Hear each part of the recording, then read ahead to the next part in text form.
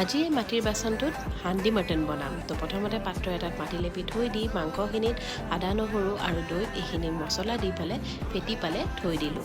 তাৰপিছত ইয়াতে এই গৰম মছলাখিনি অকণমান খুন্দনি এটাত খুন্দি লৈ মাংসখিনিত দি পেলাই অলপ মিঠাতেল আৰু পিঁয়াজ আৰু লগতে দৈ পেষ্টখিনি দি পেলাই ধুনীয়াকৈ সানি 2 ঘণ্টামানৰ কাৰণে থৈ দিলোঁ। তাৰপিছত আলু আৰু চিলি পেষ্টটো দি দিলোঁ।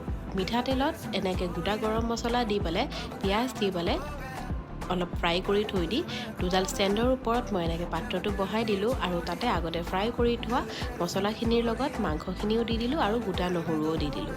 অকণমান লৰাই পেলাই এতিয়া ইয়াক মই আটা দি চিল কৰি ঢাকনি মাৰি 10 মিনিটমানৰ কাৰণে থৈ দিলোঁ। ওপৰত এটা ওজন পাত্ৰ দি দিছিলোঁ। তাৰপিছত খুলি পেলাই অলপমান লৰাই চাব, যেতিয়া পানী ওলাই যাব তাতে মই নিমখ দি দিলোঁ সোৱাদ অনুযায়ী। অকণমান লৰাই পেলাই এতিয়া ফাইনেলি 20 মিনিটমানৰ কাৰণে ইয়াক মই সিজিব দিলোঁ। এয়া মোৰ মাংসৰে দি ভাল লাগিলে লাইক এটা কৰি দিব।